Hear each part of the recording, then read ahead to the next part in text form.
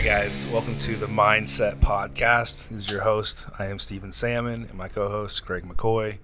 And today's topic is always do the right thing, even when it sucks. Great topic. Yeah, because it's fucking hard to do the right thing all the time. It is. Yeah, not to say I do the right thing all the time, because I don't. You try to. You do it more often than not. Try to, yeah. But there's a lot of situations where, it's just impossible because of human nature. Yeah.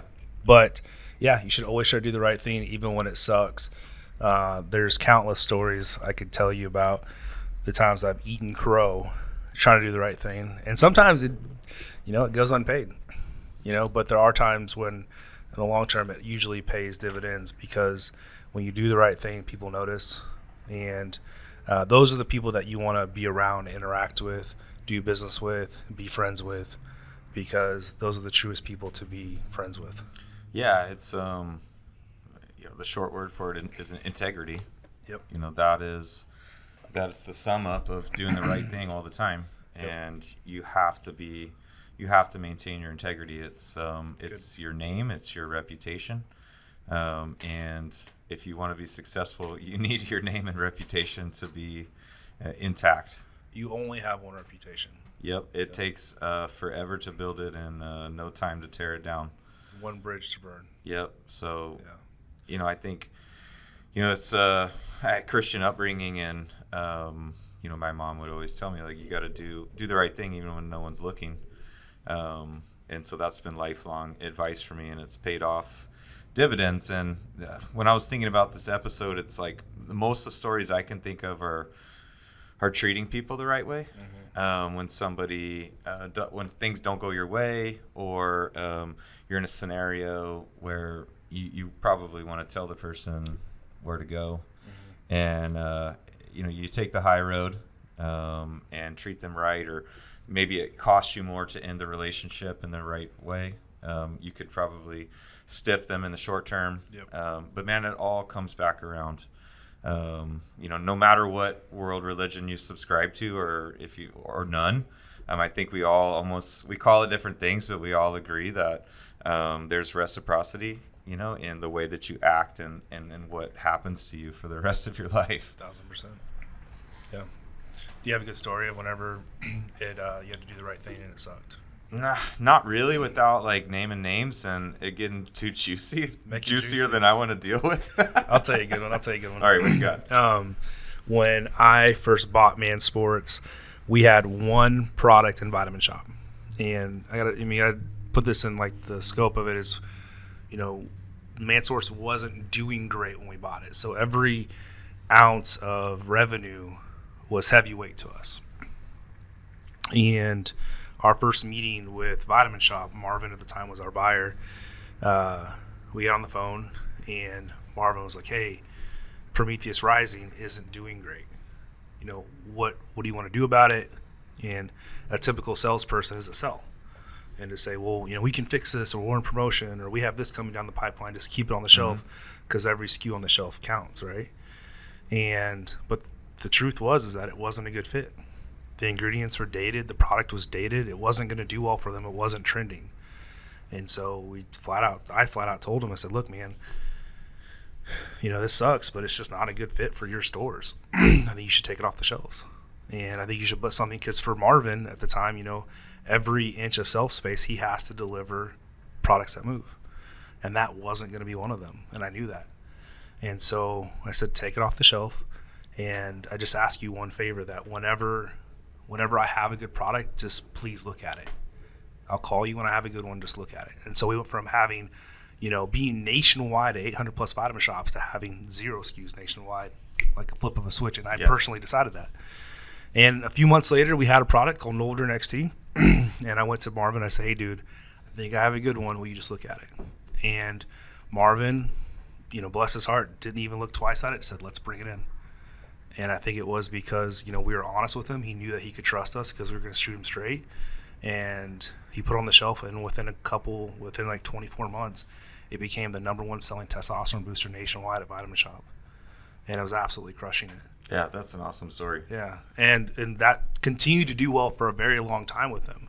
And I think that because of that relationship we built with them and it continued to grow and flourish, Vitamin Shop's been a great partnership because it started the right way. Well, I mean, you probably caught him off guard by keeping his best interests in mind. Like, Yep. That's, we're here talking about do the right thing, and everybody's like, yeah, no shit. Like, Yeah.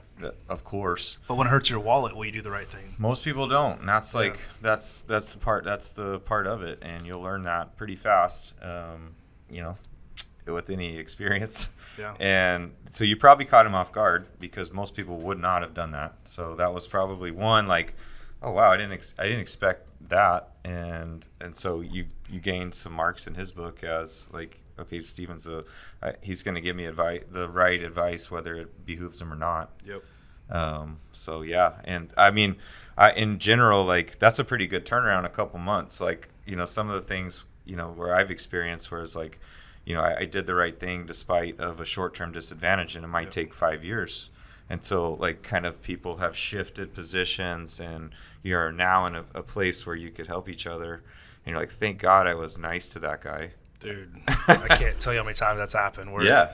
I mean, we had a guy reach out to us recently and working on a protein bar, and the guy reached out to us and he was like, hey man, I used to work at XYZ company, and I was like, oh shit, was I nice to you? And he was like, dude, you're so fucking nice. And I was like, thank God, but like you always try to be, treat everybody with respect, no matter where they sit on the totem pole. Yeah. Because you never know who's going to be, and not because like you're hoping that like you're going to get something out of somebody, but genuinely because you should be kind to everybody. Mm-hmm. You should be kind to the guy that's delivering your trash or picking up your trash, and you should be kind to the guy that's, your Uber Eats driver, and you don't know, what walk of life somebody's in.